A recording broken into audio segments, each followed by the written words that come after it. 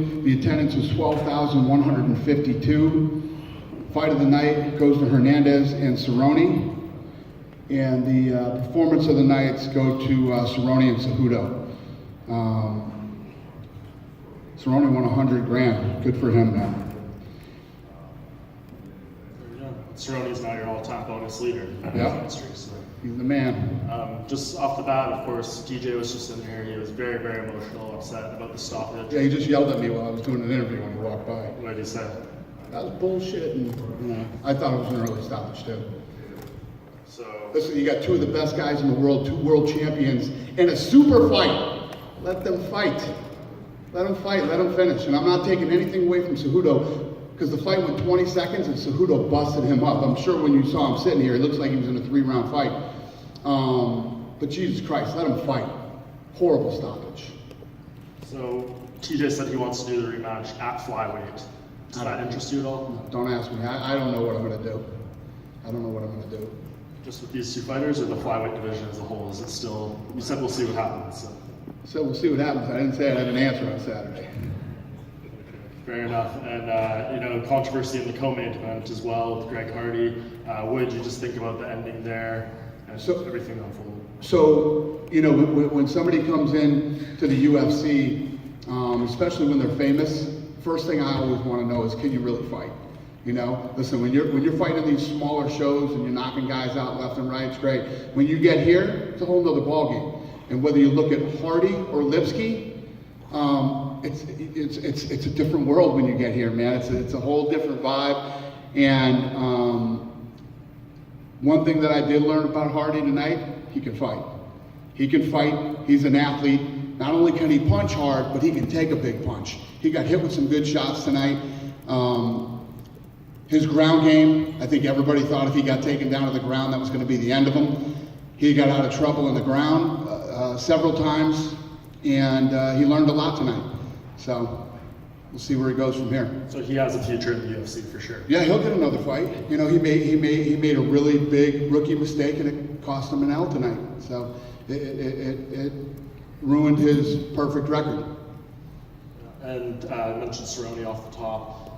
Sensational performance by him, coming back down to lightweight, extends his record for most wins, finishes, all that stuff. Yep. He said he wants to fight Conor McGregor next. I'm sure you saw Conor's tweet saying, great performance, I'll fight you. Yeah. Is that a possible matchup? Yeah, I mean, anything's possible. I mean, if those guys want that and the fans want to see it, that's what I do. Cerrone said he'd go to Ireland to fight him. Are the days of Conor fighting in Ireland over, or is that a possibility? That's awesome. I didn't know that. That's funny.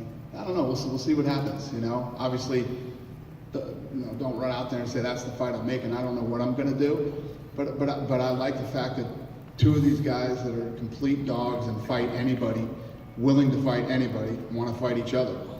That's fun. Just last thing for me, obviously the big debut tonight on ESPN.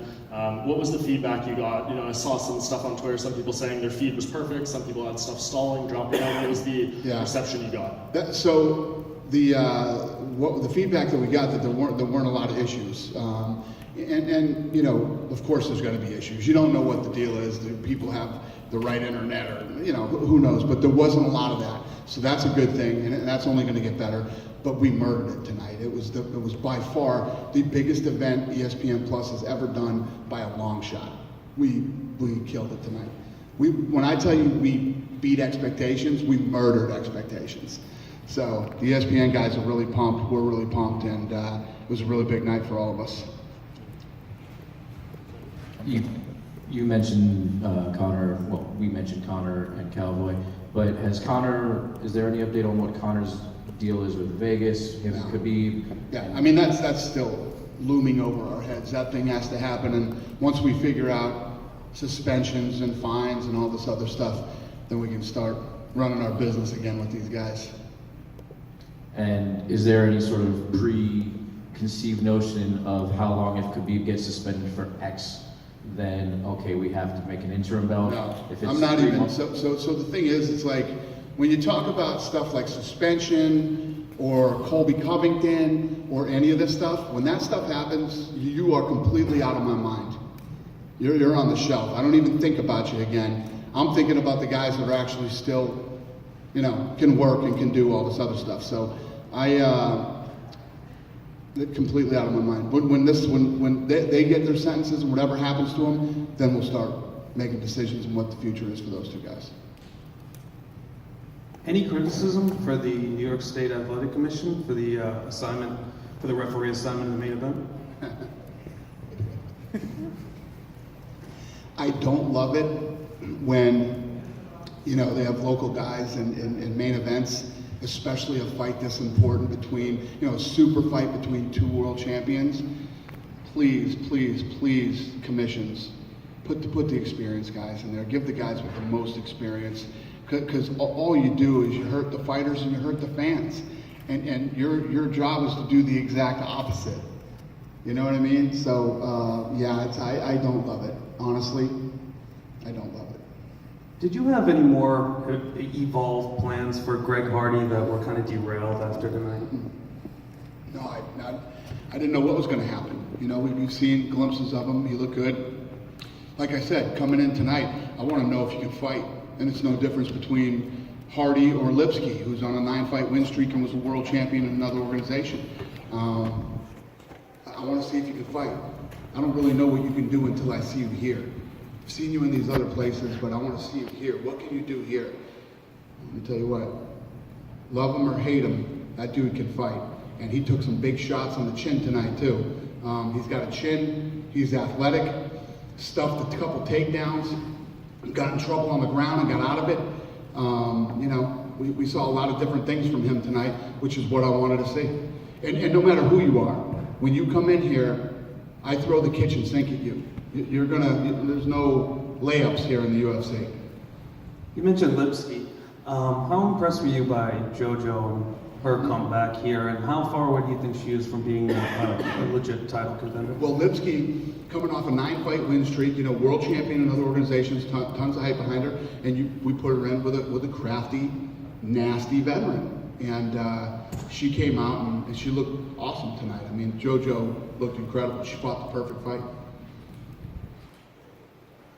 Dana, what was your thoughts on Gregor Gillespie's performance tonight? Yeah, looked good. It was a good fight. What do you do with a guy like him? He's got 5 straight finishes. Never seems to want to call anybody out. Always says, I'm going to take it, slow and steady and work my way up the ladder. What do you do with a guy like that? Yeah, there's all different types here. There's the guys who make a lot of noise and girls who make a lot of noise, and then there's the guys that go like that. I'm cool with taking it one step at a time and seeing what happens. Dean, I know you said you don't really know exactly what you want to do with Cejudo and Dillashaw, because there's 2 different weight classes, that sort of thing. But with the way things ended tonight, do you believe a rematch between them is the right next move? I don't know yet. I got to think about it. You guys know, every Tuesday is the matchmaking meeting. We'll get back in there and we'll talk about it. Give us a lot of time to think over the rest of the weekend. Watch the Patriots win the AFC East and then the AFC Championship, and then we'll go from there. You mentioned Joy Calderwood's name was brought up. She was saying, hey, she hopes that with the past couple wins that she's in a title position. You've got Jessica Ai out there who believes she's the true #1 contender. Have you figured out in that division who's going to face Shevchenko next? I think we did. Off the top of my head, I think we said that we were gonna do a fight with Jessica Ai. I think Ai is next. Yeah. Fair enough. And last thing, earlier this week, and you mentioned it tonight too, Colby Covington's name. You said you didn't see what he had said, but he's been asking for his release. He's basically been challenging you to let him go from the organization because you're not willing to give him a title fight right now. Would you entertain that? I mean, would you be willing to terminate his contract if he wants out? No. Silliness. Any other questions? All right. Thank you guys. Have a good night.